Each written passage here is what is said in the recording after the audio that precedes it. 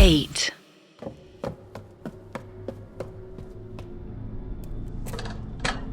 मैं जिस हैंडल को ट्राई कर रहा था शायद वो अंदर से लॉक्ड था, क्योंकि उसमें कोई की होल दिखाई नहीं दे रहा था।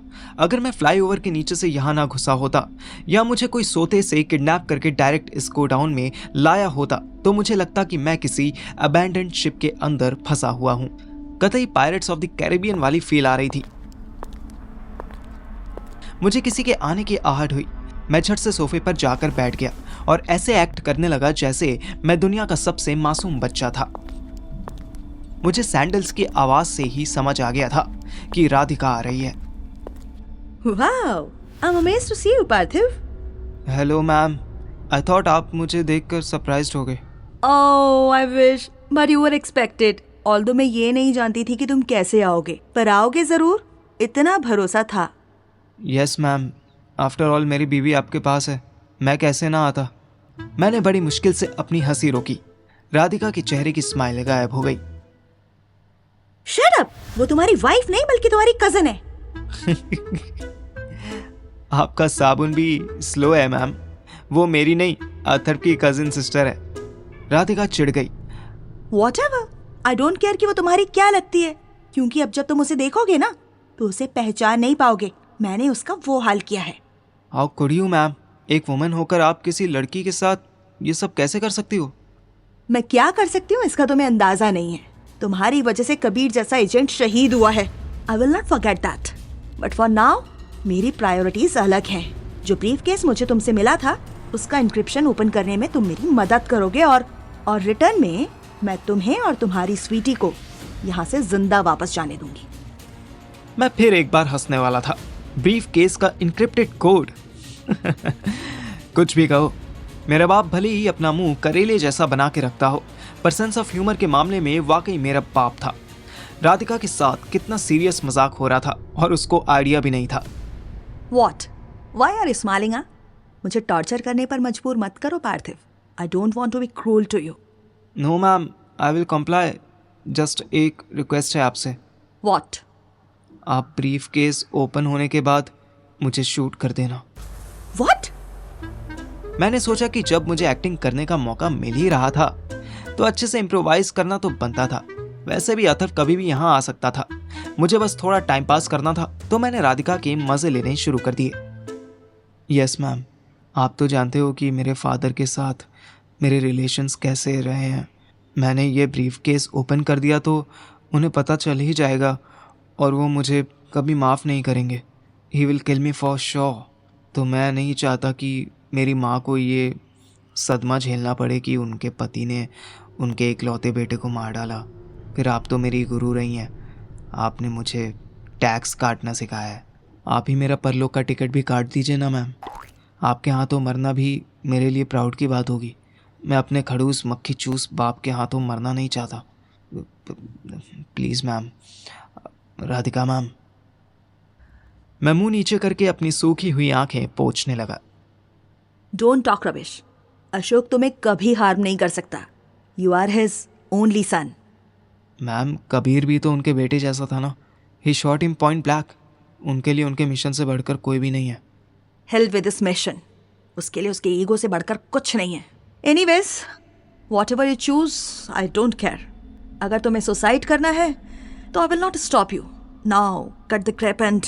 वेट मैम, सुसाइड नहीं।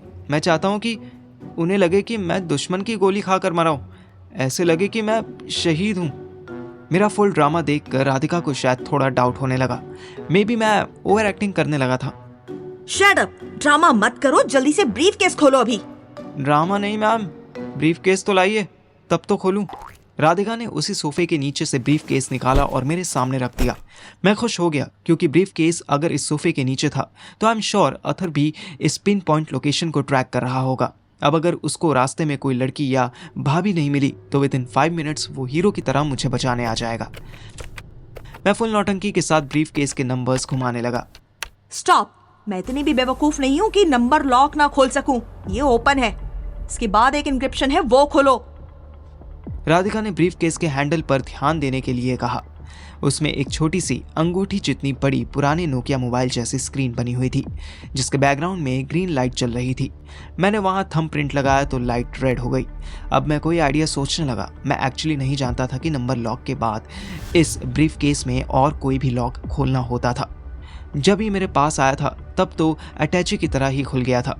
मैंने नया ड्रामा शुरू कर दिया। ओह गॉड मैम, अब तो मर गए। I want you already. हाँ, ड्रामा मत करो, इसको ओपन करो। बट मैम, मेरे बाप ने मुझे बताया था कि अगर ये brief case red light show करने लगे तो इसका मतलब है कि मैं जानबूझकर चुप हो गया और मैंने अपनी आंखें बंद कर ली। अंदर ही अंदर मुझे इतनी जोर की हंसी आ रही थी कि जैसे सामने स्टैंड अप कॉमेडी चल रही हो। I am not getting you. हाँ, क्या मतलब है इसका? बिना ड्रामा किए बोलो। मैं राधिका की तरफ फटी फटी आंखों से देखने लगा। उसका कंफ्यूज्ड फेस देखकर मेरी हंसी छाती से ऊपर उठती हुई गले तक आ गई थी। जैसे हम चीख नहीं रोक पाते, वैसी हंसी रोकना भी ऑलमोस्ट इम्पॉसिबल काम था। मैं ब्लास्ट होने ही वाला था। राधिका ने मेरे मुंह पे चांटा मार दिया। मार मार के मुंह लाल कर दूंगी। जल्दी बोलो, क्या मतलब है इस रेड लाइट का? थप्पड़ इतना जोर से था कि मेरा सर हिल गया और जो हंसी गले तक पहुंची थी वो वापस छाती के रास्ते उतरती हुई पेट में चली गई। मैंने अपने गाल पर हाथ रख लिया। आई थिंक इसका मतलब है कि ये ब्रीफ केस अब फटने वाला है। What? यस मैम, ये ब्लास्ट होने वाला है। ये ब्रीफ केस ऐसे रेडी किया गया था कि अगर ये रॉन्ग हैंड्स में चला जाए तो ये सेल्फ डिस्ट्रक्ट हो सके। राधिका मुझसे अलग हटी और सोचने लगी। तुम्हें जान देनी थी ना। Best of luck. राधिका ने अपने पॉकेट से अचानक गन निकाली और जब तक मैं कुछ समझता मेरे सर पर मार दी। मेरी आंखों के आगे अंधेरा छा गया। मुझे बस राधिका के जाने की आवाज आई। इसके बाद सब ब्लैकआउट हो गया। नेक्स्ट मुझे यही पता चला कि कोई मेरा शोल्डर पकड़कर हिला रहा है। मोटे उठ उठ, भोसड़ी के उठ जा। मैंने हल्की सी आंख खोली तो देखा सामने अथर था। उसके फेस पर हल्का सा खून लगा हुआ था। ये क्या हुआ तुझे? चोट कैसे लगी? नहीं नहीं, कोई चोट नहीं लगी है। ये मेरा ब्लड नहीं है। तू मेरी छोड़, ये बता कि तू यहाँ पे क्यों सो रहा था? सो नहीं रहा था साले, राधिका आई थी। उसने ब्रीफ केस का कोड पूछा। मैंने उसको झूठ बोल दिया कि कोड ना खुलने की पोजीशन में ये ब्रीफ केस फट जाएगा। हैं? वो कहाँ गई फिर? पता नहीं, मेरे सर पे गन मारकर जाने कहाँ चली गई। मेरा तो सब कुछ ब्लैक ब्लैक हो गया। पर साली चूतिया बनाने में बहुत मजा आया। भाई तूने चूतिया नहीं बनाया, तुक्के में सच बोल दिया है। ये ब्रीफ केस वाकई में एक्सप्लोसिव है। अरे इसीलिए तो हमने उससे छिनवाया था। पर तू तो बोला कि ये ट्रैकर है। हाँ तो ट्रैकर में एक्सप्लोसिव नहीं लगाए जा सकते क्या चूतिए? मैं एकदम से सीधे उठकर बैठा। भैंचो, कितनी देर में फटेगा ये? रुक जा, चेक करने दे, टाइम लगेगा। भोसड़ी के चेक करने से पहले ही फट गया तो चल यहाँ से। यार स्वीटी का कुछ पता नहीं चला। स्वीटी का पता नहीं चला तो साले तू इतनी देर से था कहाँ? मुझे तो लगा तुझे स्वीटी मिल गई है और तुम दोनों किसी ढाबे या ड्रम के पीछे छुपे हैं। बकचोदी मत कर यार, चल ढूंढते हैं उसे। ये पता नहीं कब फटेगा। इसके फटने से पहले डर के मारे हमारी फट जाएगी। हम ब्रीफ केस को वहीं छोड़कर आगे बढ़े। मेरा सर अभी भी दर्द कर रहा था पर मुझे याद आया। रुक, उस तरफ एक डोर है। वो लॉक्ड है पर शायद उसके अंदर कोई हो, क्योंकि उसमें कोई की होल नहीं है। चल आप फिर खोल के देखते हैं, क्योंकि इस हॉल के सिवा मैं सारी जगह देख चुका हूँ। स्वीटी कहीं नहीं मिली। और नेताजी? अबे बाहर निकल, फिर सारी डिटेल्स दूंगा। अभी इस दरवाजे को खोलने दे। तेरे दशहरे के मेले में मिलने वाले सस्ते नेल कटर से नहीं खुलेगा ये। इसमें की होल ही नहीं है। अथर ने मुझे इग्नोर किया और गन निकाली।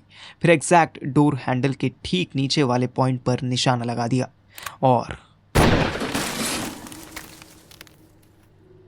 एक गोली की आवाज पूरे हॉल में गूंज गई। दरवाजे में छेद हो गया। अथर ने एक लात मारी। दरवाजा हल्का सा अंदर की तरफ धंस गया। इससे पहले कि हम दोनों मिलकर उससे धक्का देते, दरवाजा अंदर की तरफ खींचा जाने लगा। दरवाजा इतना पुराना हो गया था कि वो नीचे जमीन से रगड़ रहा था। अभी बस 10% दरवाजा खुला था कि मैं अलर्ट हो गया। रुक रुक रुक भाई, कहीं ऐसा ना हो अंदर स्वीटी की जगह कोई सॉल्टी हो। कोई गंदा मंदा गुंडा हो। तो निशाना रेडी कर ले। अबे यार खोलने तो दे पहले।